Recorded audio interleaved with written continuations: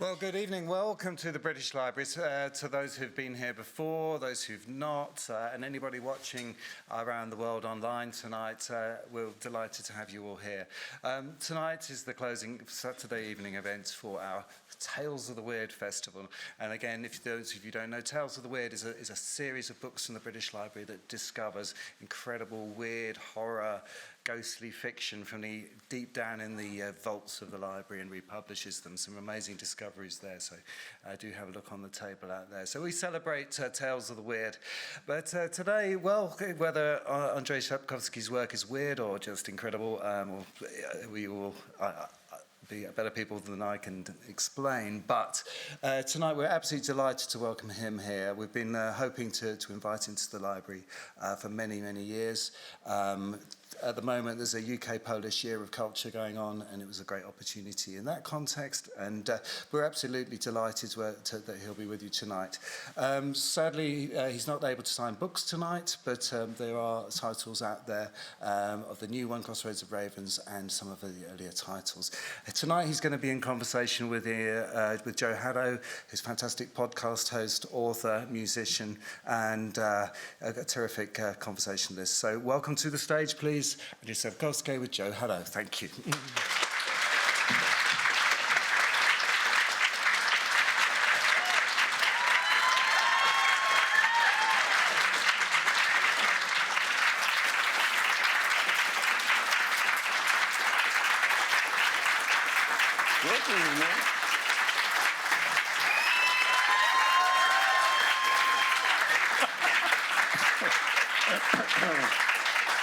Thank you very much. Please, you scare me.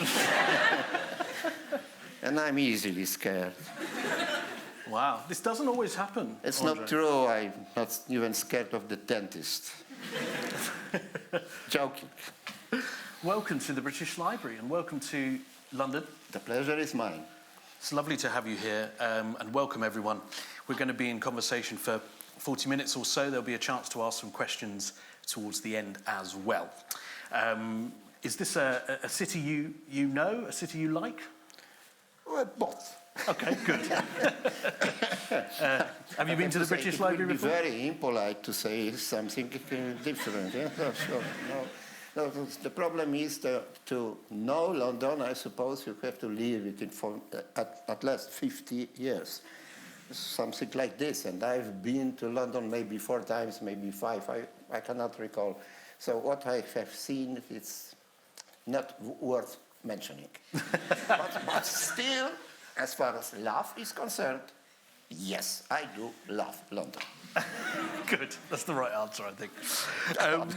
Yeah, I know. We're here to talk mainly about Crossroads of Ravens, and I thoroughly enjoyed reading this book, Andrzej, as I'm sure lots of people in the audience have. Why did you decide to write a prequel, or when did you decide to write it? Why I decided to write, the reason is quite simple. I would even say prosaic. The Polish Ministry of Culture still refuses to pay my rent. So I have to do my utmost to sustain myself. And I found out that writing books is the easiest way. Good. So, now the joke aside, of course, false modesty aside, I consider my protagonist, the Witcher, quite interesting. So why not devote another book to him?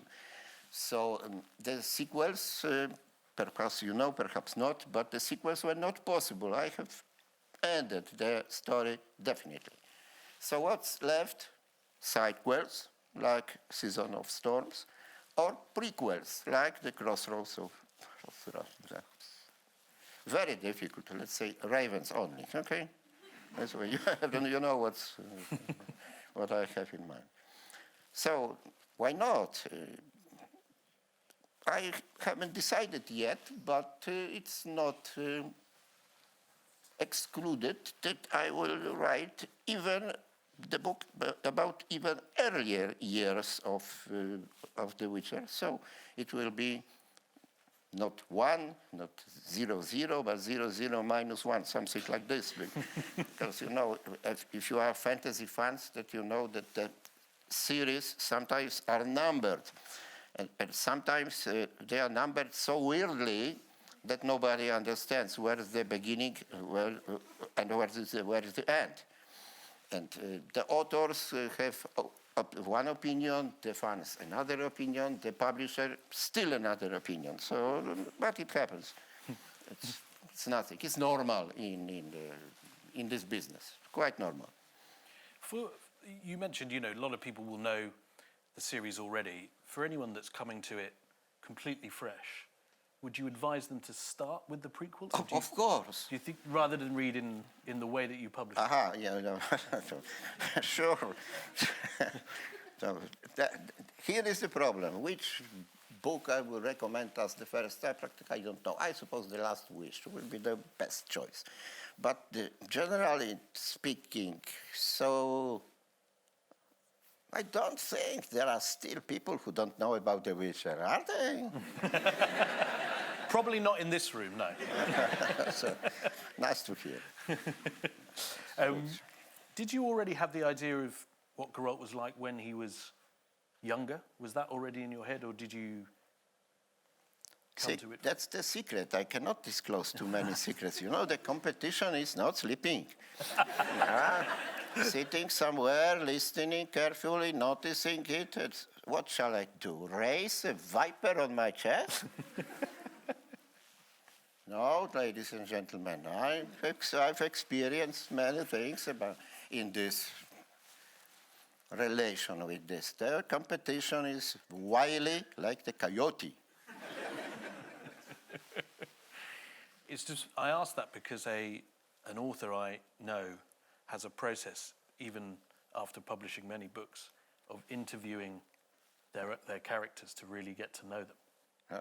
And that includes backstory. That includes the Who's future. that? Is it Adele Parks, her name is. not known to me? Sorry. That's all right. She won't mind. No, that's not. But another question, please. Tell us about Holt then, in this novel. Well, it's a typical father figure, let's say, mentor, some kind of Gandalf, let's say. So, and for the plot, you know, plays a significant role if we consider the novel like some kind of, as the Germans say, Bildungsroman, that's the novel of shaping, roughly translated. So, Holt is the shaper. Of course, he's the shaper à rebours, because if you know, or when you know, or as you know, his lessons are not especially honest. But it is just a plot invented to be interesting for the reader, so this figure helps. Now, look, can you imagine the Lord of the Rings without Gandalf? It's impossible. The technique is the same. You invent a father figure, a mentor, somebody wise, who shapes the younger guy. And he has his fair share of secrets as well, which sort of get uncovered throughout the Sure, book. it must be. And the reader must find the sense of the novel step by step, not everything at once. And some things and matters must remain hidden, even from me. That's why I do not invent them, to keep them hidden. Mm. And the training of Geralt, it feels similar. There are sort of parallels to training that happens later in the series. Was that something you thought about? Well, it is too similar. It's my fault. Sorry. I ought to make it more different. I meant as a compliment, obviously. Thank you. Thank you. Now it's okay. I withdraw. So, Garel is 18 in this book, and that's a sort of interesting age, I think, because not quite a man, not quite a boy anymore. Was that quite a purposeful age to have him in this book? Well, of course. I even suppose that he has very, very far to be a man, because in my humble opinion, a man begins with 45, something like this. And never stops. It never stops. By the way, I'm 78. So, somebody with 18, like the Witcher in the novel, is practically a child. Uh-huh. So it's a blank page. Yeah. So everything must be written on this page, or painted on this page, something like this. It's nothing that some kind of skeleton in the cupboard. Do not look for any secrets connected with me, with my nature, with my way of looking at the world, life, love, war, and so on. It is simply a plot constructed to be interesting. So every element plays the role in this plot, in this narrative. And the role must be played according to my wish, of course. So the characters being only letters on the paper, nothing more, serve only this role. Nothing more. So there is no hidden agenda, hidden things that must be disclosed. There are no, just letters on the paper, nothing more. But by the way, they write letters. But we know his character traits. We know him from the other books. So you had to put some of that in him as an 18-year-old, didn't you? We had to see where it sort of came from. Sure. If I succeeded, I really don't know. The beauty is in the eye of the beholder, isn't it? So, in my opinion, yes. So I tried to keep his character similar to what he becomes. But if I succeeded, that's the beholder's say, because the beauty is in the eye of the beholder. You play with sort of good and bad decisions in it as well with him.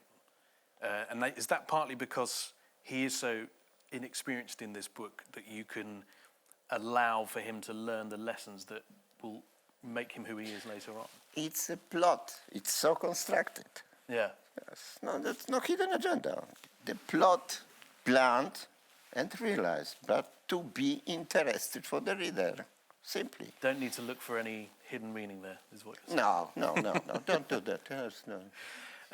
In a series like yours, in a saga, you probably know it so well because it's come from your head. But when you go back to write something in that series, a prequel as we're talking about, or a sidequel as you mentioned, do you have to go back and look at your work again? Do you have to reread it to get back in the Oh, headspace? yes. The memory is sometimes, especially by people not old, vintage. So your memory can cheat you, no? So it's better to check. So. Did you enjoy the challenge of it? Because I imagine it was a bit of a challenge, no? I enjoy every challenge. Okay, that's good. It helps. The challenge is like, like Tabasco in the soup. So it's okay, drop by drop. And too much is not so good. Because I know that someone asked you previously about whether it was fun to sort of return to this character, and you said absolutely not. It wasn't fun at all, which makes me think it was tough for you. The proportions are sometimes different between joy of doing it, the duty of doing it, and just a torture of going from the first sentence till the end at the end. So these proportions are not stable, let's say. So sometimes it's a great joy, sometimes it's a torture. Will you carry on writing through the torturous parts, or do you just... Absolutely. I do not believe in so-called writer's blocks. In my opinion, there's things that does not exist. And it was invented by the writers who have a little bit little problems with their talent. So, so either they haven't the talent at all at the beginning or lost it somewhere and then invented the term writer's block. It does not exist. Something like this does not exist. In the... there are lots of people here, there are lots of readers of your books who were so excited. No, I tell you, I'm scared. Yeah, well, yeah. I think you're in good company, honestly. I think we're all friends here. Hopefully. We'll find out the questions later on, probably. But I know how many people were excited about this book coming out. They couldn't wait to read it. And I know that you must have, your readers in mind and want to enrich their experience and actually doing something else in the series. And you mentioned you never know, you might write a prequel. That enriches the experience for the reader, doesn't it? Because there's more in this world. We want to live in the world you've created more. Well, I never lose the reader from my, let's say, perspective. And everything I do is for the reader. I have also the privilege, maybe, or it is a fault, that I consider myself some kind of everyman. So what is funny for me, I'm convinced, to some extent, that it will be funny for the reader too. If something makes me angry, I think it will be the same reaction in the reader. And so on, and so on, and so on. So the reader is important to the extent that I am the reader also, practically. So there is a lot of fantasy and science fiction books that are already in my, let's say, thesaurus. I know them quite well. And including the ones that were published a month ago or 2 weeks ago. So I precisely know what I like and what I don't like in the competition works. And try to write so that these errors, let's say errors or mistakes, will be avoided. If I succeed, beauty is in the eye of the beholder.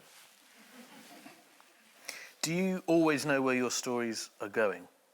Absolutely.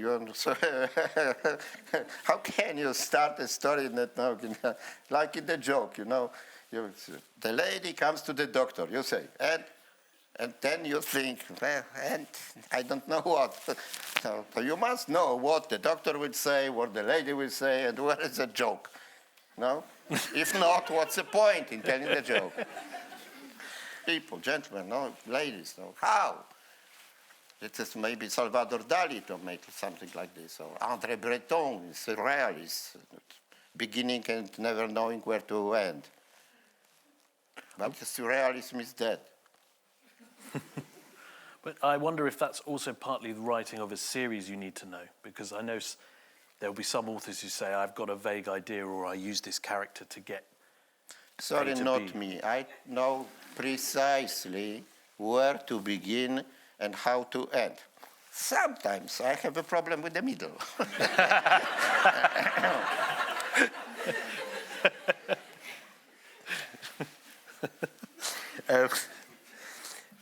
You speak English very, very well, and I think you speak something like 15 languages or something? Well, some of them, let's say. But it is like this, there's, in Polish schools, the grades are excellent, good, and passable. Let's say so. So when I made an exam in German, my teacher, after the exam, said, okay, you are good, you are very good. The grade is passable. I said, why passable? I'm good. I said, excellent. Knows the Lord, our Lord knows the German language. Excellent. Good, me. And you passable. So I know many languages passable. Some of them very passable. Some of them not so very passable. I ask that because your books are translated all over the world. Obviously, we're talking about an English translation of your book. And I wondered how that relationship works, because you don't write them in English. This is a translated work. Of course, it is translated work. And you know the Italian saying, traduttore, traditore. It means translator is a traitor. And, and it is quite true, because you can very rarely find a translation that doesn't distort the original to some extent. The question is to what extent? Because sometimes it is some very slight mistakes or errors, and sometimes the book is worth only to be thrown into the garbage. I know many examples of such things, because I look at the translation into Polish that are on the Polish market in the business. I know many translators personally. I know their style of work. I know some ones shouldn't be translators at all. That's not for them. I will suggest working in the coal mine. Not translating books. How do you feel about the English translation? I hope that's a... No, that's an interesting thing, because the English translation is the only one among some, 50 or 40, I do not remember. Less than 50, more than 40 so languages and countries. The only one that I'm very grateful to my translator, because it is his initiative that I am able to read beforehand the whole text, the whole book. And sometimes I can help the translator with some kind of small, let's say, cosmetic corrections. That's good. I suppose it makes the book much better. That will be without my, mixing myself into the business. Some of my translators ask me a lot of questions, thousands of questions, and then make the mistakes and errors. Some of them never ask me even one question, and the translation is perfect. So nobody knows. It remains a secret. Mm. But the English translation, really, that's the only one, because no publishing house and no translator are, according to the contracts that I normally sign, obliged to do something like this. So my English translator makes it only to satisfy me and himself, as opposed to good to avail. Mm. Because it's not just about translating the words word for word. And well, no, it's capturing something, isn't it? It's normal.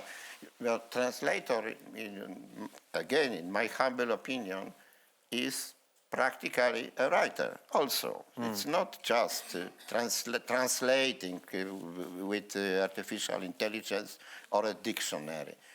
It cannot be like this. He must create practically the new book in his mother's tongue. Mm. It's not if somebody hopes to be a translator and not having this God spark inside of him or her, so let's better consider the coal mine. And actually, just while we're on the different, talking about the books and the different countries and languages, a lot of people are coming to reading through audiobooks now, and the audiobooks of this series are really great, the English ones anyway. I think they've been really well done and read by Peter Kenny. He's done a fantastic job. Did you have anything to do with those, or did you let them get away? Not, but I've heard. You heard them, I listened to all these audiobooks, and really I consider Peter Kenny a master. They are excellently done, really masterfully. I recommend it with taking the responsibility for recommendation. Very good. Stamp of approval. You were a fantasy reader before you became an author, and a best-selling author. Do you think that those books taught you a lot about world building? World building? Rather not, because I've never attempted to build any worlds. I could not recall something like this. Did they? Because when you mentioned such fighting for such a honor on such a stars on my epaulets. No. I'm not a world builder, and never intended and do not intend to be. Was it those? The world is just the phone, something behind you. So if we put here some mountains, some forests, so it will be the world building, all the world building. So not let's say Tolkien-esque, to starting with inventing the geography, the languages, the history. So no, not for me. I'm too easily bored. Do you think it was inevitable that, as a reader of that genre, though, that you would write in this kind of fantasy world? Not for me to answer. So I simply don't know. I mean, no, I have no such inclination. It's something like a phone, this what is behind you. What you see, perhaps, because you create this with the letters grouped into words and into sentences. There is no painting. No. Just use the right letters and you will have the right word. It's as simple as that. So why paint maps or pictures? Sorry, I cannot find never and still how to translate words into pictures. In my opinion, it's not possible. Words are words, pictures are pictures. So to paraphrase Kipling, east is east and west is west, and never the twain shall meet. That's Kipling. Fantasy fiction is in a great place. I mean, we're here tonight. Has it always been a popular genre in Poland? Well, yes, from the very beginning, I suppose, because fantasy was not so popular, even with Tolkien, from the early 60s, because Tolkien was translated into Polish in early 60s, The Lord of the Rings. But the impact of this book was, let's say, very small, not between hot fans, let's say, because the fandom existed since time immemorial. But it wasn't called as an impact at all. But after the economic change, so the late 80s, a lot of Polish, let's say, entrepreneurs decided to be publishers. And they started publish books from the West. And then the popularity began, because first of all, Conan by Robert Howard, and then Andre Norton. hit the market tremendously. It was on every bookshop in Poland, Conan and Andrzej Norton, everywhere. Then came Roger Zelazny with the Amber, and then it went. So right now, I read very quickly the new books, especially in the fantasy genre, because I have to know what competition is doing. Very rarely I have the possibility to finish the book in English when I see it in the Polish bookshop already translated. It goes very quickly. Some books, I haven't the possibility to finish, and they were already translated. I don't know how it is done. In my opinion, the translators must get the text before even they were published in English. Otherwise, cannot imagine how it is possible. Yeah. What contemporary authors do you like reading at the moment? Are there any that you're a fan of? Well, practically all of them. Okay. Of course, I have favorites, but I do not play favorites. And it would be very difficult for me to make right now some top 20 or something like this. So maybe to be very, very, very modest, I will name, let's say, 3 books that made some kind of impact on me lately. It is Abercrombie's Devils, the newest Philip Pullman, I've forgotten the title, and Lev Grossman, The Bright Sword, that I consider top. Quite good, quite good. There are a lot of others also. It's Lee Bardugo, if I spelled it right, who made not so good impression on me with the Grisha Wars. Her book called The Familiar is very good, absolutely top. That's what I can remember. I have not the notes with me. Yeah. Well, that's good. That's a good start. That's loads of great recommendations. Thank you. To go back to, speaking of the fantasy genre, but to go back to sort of your earlier writing career, and it was a short story that actually set your career and indeed the Witcher series in motion. That was inspired by folklore, and I just wondered if folklore was still a huge inspiration for everything you write. Well, to some extent, yes. You know, the first story was strictly based on the fairy tale. Was it Slavic? Was it Polish? Was it East European? I really don't know. I suppose it was generic, the fairy tale. And it was simply my approach to the genre. Firstly, to the genre. Secondly, to the competition, because the story was written for the literary competition. I simply wanted to win the competition. So, and my way was to surprise the jurors with the fantasy done this way, to travestating the book. You know, the right form is euhemerization.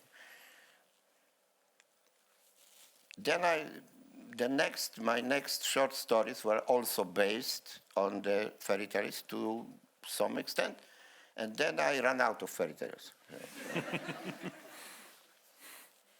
But as far as the folklores are concerned, of course, I take it bucket full. Yes, mostly from the Arthurian legend. I'm interested in author friendships, because it's quite a solitary business when you're alone writing your books. I mean, obviously there are teams around the world to help publish your books, but do you have any other author friends who you share work with or discuss problems, ideas?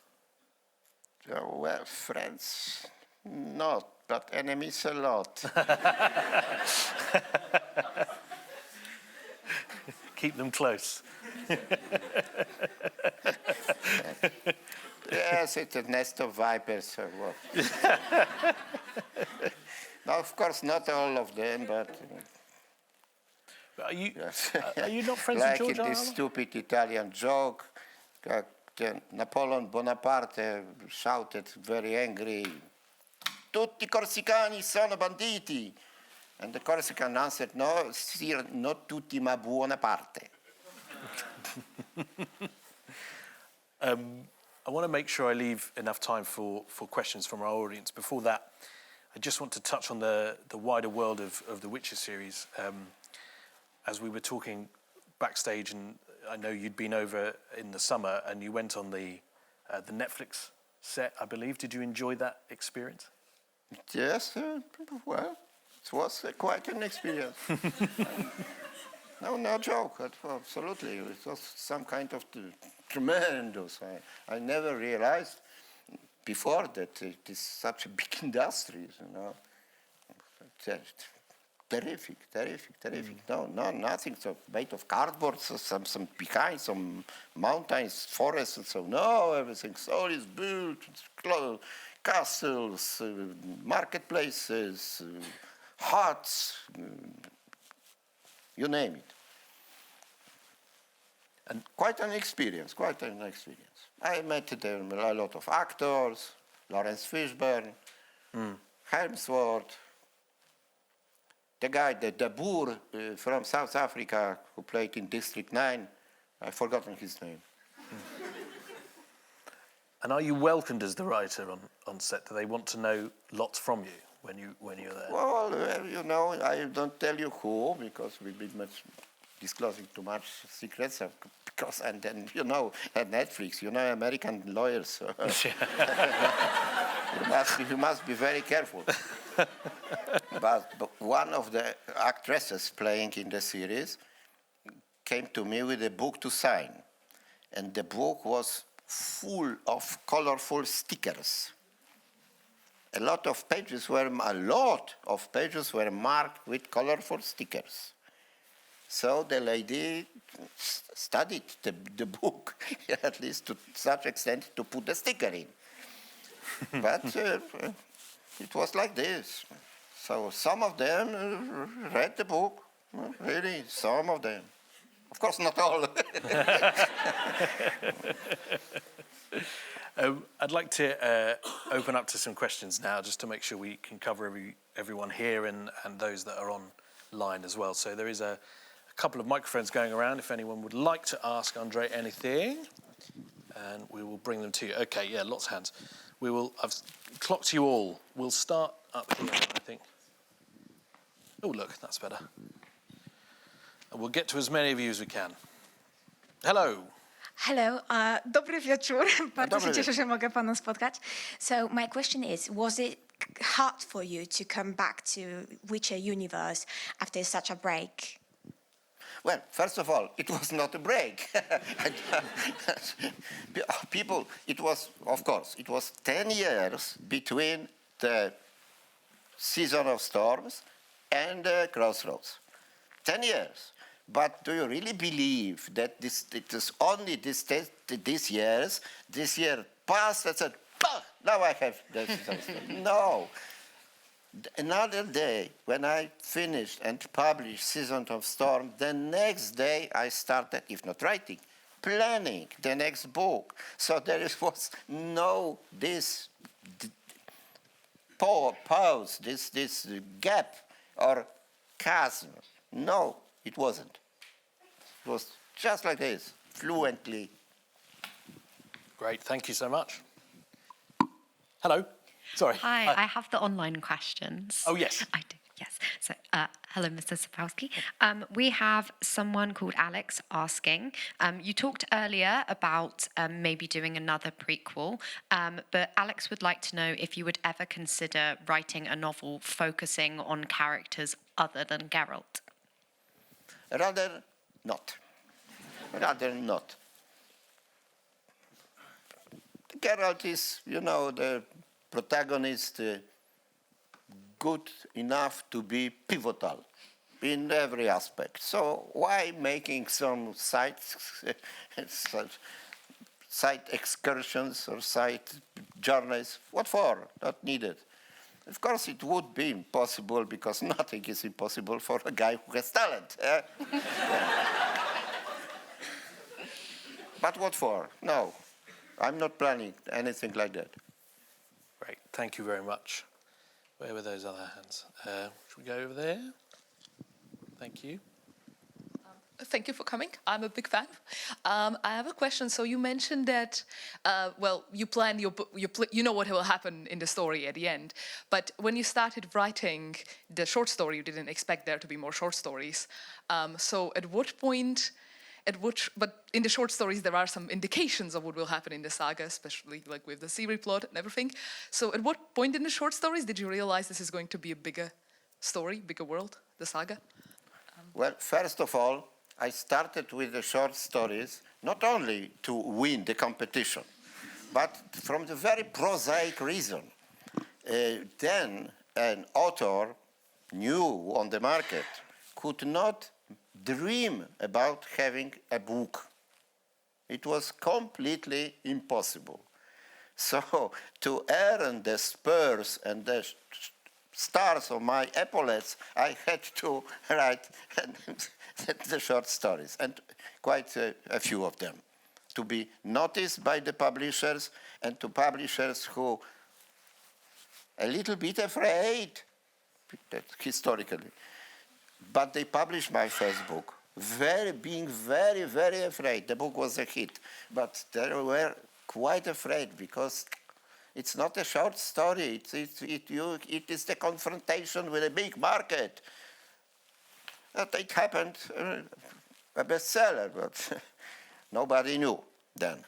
But so it was like this. So my way from the short stories published in magazines devoted to science fiction and fantasy to the books published for the whole Poland was quite long and not easy, per aspera ad astra. Great, thank you for the question. Thanks. Could we come down the front? Do you want to? Yeah. Thank you. Hello. Hello. First of all, a huge thank you to giving everyone who's read your books this amazing universe, all these characters, and this amazing sandbox for everyone to kind of enjoy. My question is, as we all pretty much all aware that the literary form is pretty much the best form of presenting these characters. What's your kind of thoughts and of the fandom essentially making their own stories with your characters, such as fan fiction and kind of exploring your universe in their own way? Are you enjoying hearing that people are doing that with your characters? So now I'm a big one because I know the authors, the writers who fight against and very seriously. And I know authors that say, okay, let it be. And I cannot still decide. Of course, it's impossible that I will start fighting with the fan writers. Because why? The only question that arises in me was, why? If you want to write, you have some aspiration to become a writer, so why fan fiction? Do something yourself, your own fiction. But if it is the only possibility for somebody, for some aspiring writer, please do. I'm not against. Of course, if somebody does fan fiction for money, that will be persecuted. Get those Netflix lawyers. Yes, well. Hello. Thanks for the question. Mój największy szacunek. Dziękuję, mistrzu. I have a question about Leo Bonhart. How that's possible? He killed a few of the Witchers. We know he's a strong, he's a fast, but how that's possible? He killed them. He was just a human.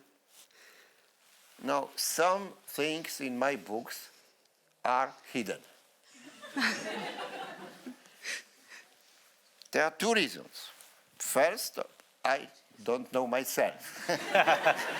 What, why, when, and how. And secondly, the things are hidden for the reader. The reader has the right to know it. I do it deliberately. I hide such things for the reader. So don't ask me, because I will never disclose the secret. For two reasons. I don't know, it's possible, or I don't want you to know. Thank you very much. Where are we going next? We go up the back there, thank you. Hello. Hi, so just let you know about the fan fiction. I wrote your fan fiction when I was 12, and now I'm finishing my 4th book, so that's where it leads. But about your process, I'm really interested in what is your daily process, or do you have a daily process, or is it, do you write Monday to Friday, or do you write a certain amount of pages every day, or how do you like to work, and what motivates you best, just the process-wise? So the process was, let's say, shaped by the tradition. Now I explain. When I decided to be full-time writer, so I left my job, not bad job, I left it out because I said to my wife, now I will be the full-time writer, doing nothing but writing, and I will sustain myself and you and my cat and with writing only. You should look at the face of my wife then. Yeah. Spoke tomes. She was absolutely terrified. Because she imagined a full-time writer, drunk all the time, and pretending some time to time, in the moments that he's sober enough, trying to write something. Never selling anything to anybody, never earning even a penny for his poor attempts to write. That was the, cauchemar or nightmares of my wife. So to convince her that it is completely not true, I started to write like a 9-to-5er. Started early in the morning to the keyboard and ending late, 5, 9-to-5er. It was the tradition that I keep. I write from early in the morning, if we agree that early is 12.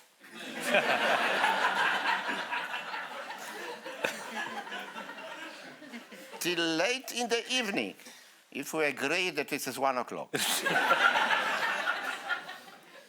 But that, let's say, it's the same, but it's shorter. Excellent, thank you so much. Hello, yes. Hello, another online question. Kasia asks, do you think that young Polish people are still interested in reading? Good question. No, unfortunately, I do not think so. The problem is, let's say, global, I suppose. The reasons are many. It is the topic for a long discussion, and I suppose in the group of very big specialists in this business. In my humble opinion, there are two reasons. First, there is tremendous attack on these people with pictures, all types of pictures, games, movies, Facebook, YouTube, everything, a deluge of pictures. And they simply consider the letters too difficult for them. The second one last not least, is economic. The books, at least in Poland, are, in my opinion, too expensive. So and the state does nothing, but it should not consider the books like every merchandise, like vodka or pork. It's not the typical merchandise. It must be subsidized. It must be, but it isn't. I suppose it answered the question to some extent. I'm not a walking encyclopedia. Thank you. Thanks very much for that. Right, can we come down to the front, and then we'll go over here. Yeah. Oh, hello. Jesus, this is the apparatus here. Oh yeah. The microphone. Hello. So first of all, thank you for your fiction. It really brought absolute magic to my teenage years. And obviously the short stories and saga, but also like small pearls like La Maladie. So my question is around, I remember reading the first stories when I was like 10 years old. And I remember one of the main reasons that I was able to swallow them as an absolute kid in one sitting was that the dialogue was flowing. So my question is around the craft of the dialogue, because like in Polish classical literature, there's not many authors that are able to drive the narrative with the dialogue. It's Sienkiewicz, Proust, maybe Raymond, maybe some others I'm not aware of. And I was wondering if you could share, especially in your early writing career where Poland was quite limited in access to the movies and to podcasts about the craft of dialogue writing. How did you find this way? How did you build the craft around driving the narrative with the dialogue? Thank you. It was simply my approach to writing based on what I like myself when I'm reading. Then I've noticed that the page, which is full of dialogues, is not it does not look so terrifying for the reader. So a lot of letters, yeah. No? It is some kind of steps in it, some breaks in the graphically, not logically and not as a plot or so on, but graphically. It's considered it's like a picture. So it's better than the picture has some elements in it, but not the full page, one color. I don't know if this explains something, because well, it's hard to explain something that comes not planned in the sense style of doing it. So because something like first being an erudite, secondly having some talent, does not allow you to explain this because it flows just like this. So, but I was sly enough to find out that the page full of dialogue is better in perspective for the reader. Better to see it, better to understand it, better to perceive it. Great, thank you. Thanks very much. If we could pass the mic up there, and then we'll come up to you. Thank you. Hi. Thanks. Dobry wieczór. Just want to say thank you for your work. Being from Eastern Europe, I particularly love the Slavic influences you include in your books. So my question would be do you prefer working with the Arthurian mythology or the Slavic mythology in your works? No difference for me. They must serve the plot. If it serves the plot, every mythology, demonology, folklore is okay. Have no preferences, play no favorites. All mythology welcome. Yes, we'll come up to you in that row there. Thank you.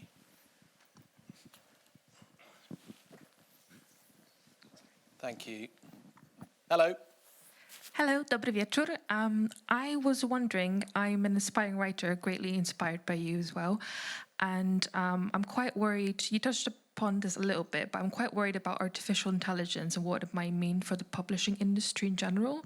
I was wondering if you had any thoughts about what it can mean to the future of writing and, well, if it is a threat to new writers as well. Well, I have an answer, but I'm a little bit hesitant in giving it. But considering there are no children present, you know, between talent and real intelligence and artificial intelligence is absolutely the same difference like between natural and artificial male organ.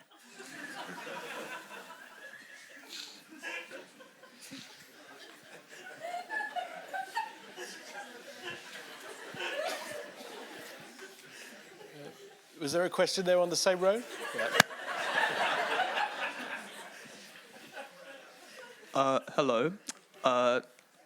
Earlier you talked about how a lot of your short stories were based on old fairy tales and other mythology and such.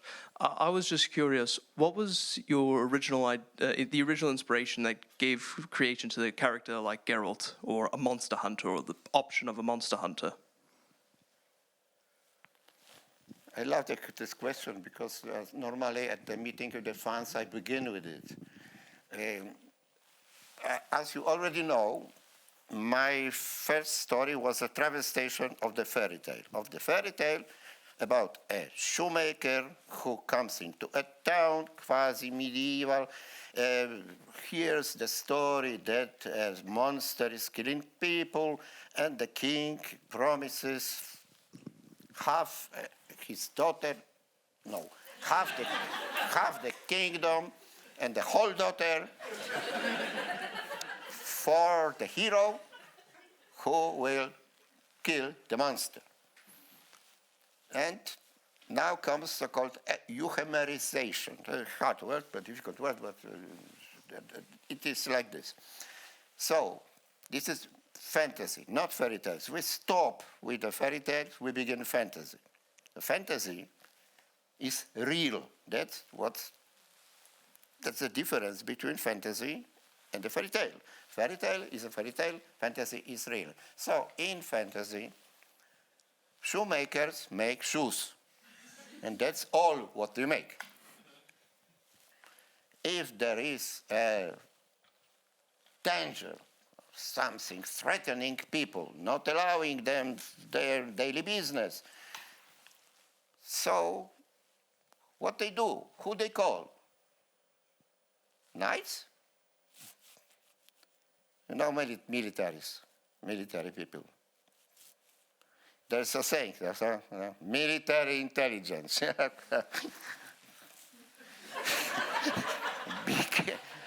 Big difference between one word and the second. Military and intelligence. So no knights. Who? Priests? Interested only in money and in minors. So who in fantasy, not in fairy tale, who in fantasy eliminates monsters? A professional. So if there is a demand, there is a supply. That's a law of economics. Keynes, by the way. So to travestate the fairy tale into the fantasy, you change these elements that I named. You invent a professional, and I invented one. Simply. Thank you very much. We've got time for a couple more, so we'll go over to this side. Hello. Hi, thank you. I was wondering, you mentioned the inspiration for the characters being Arthurian legends as well, and I was wondering, a lot of the names in the novels are very European. For example, you have Welsh names, Dutch names, German names. Where do you find the inspiration for these characters' names? I found the inspiration in the world fantasy, mostly Anglo-Saxon. because I've noticed that a lot of names in the Anglo-Saxon fantasy sounds like somebody burping or farting. Work, and Conan. So I promised myself that if I write some fantasy, the names will be normal.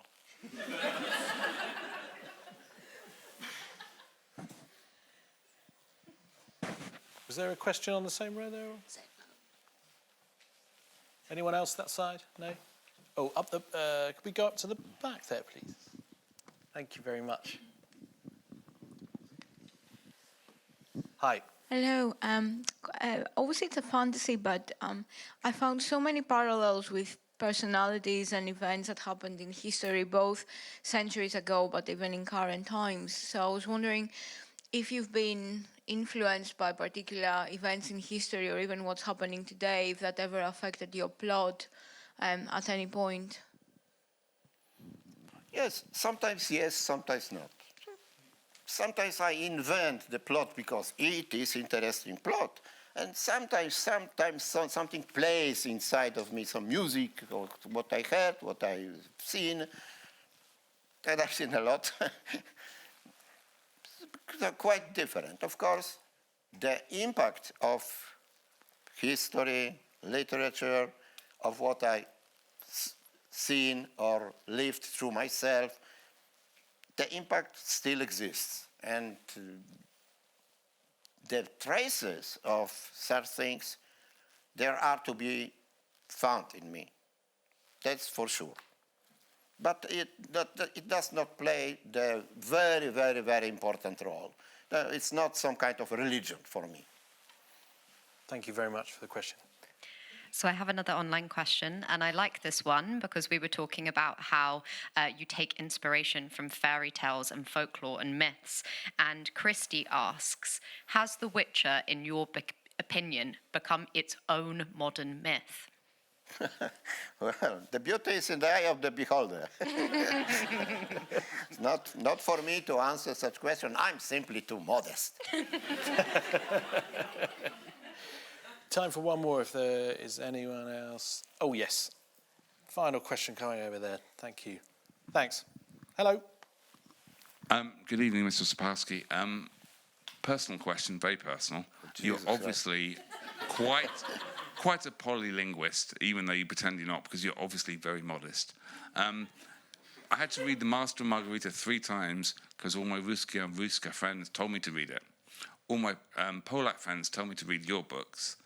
Should I read it in English, Spanish, French, or Italian, in your opinion? Where will I get it back? Or do I have to learn Polish to do it?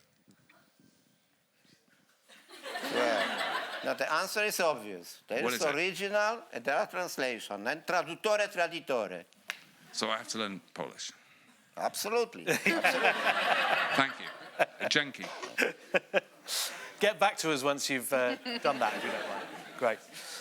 Thank you for all those brilliant questions. I really enjoyed that. And thank you so much for spending the time here, Andrzej. It's been an absolute The pleasure was mine. Thank you very much. Andrzej Sapkowski.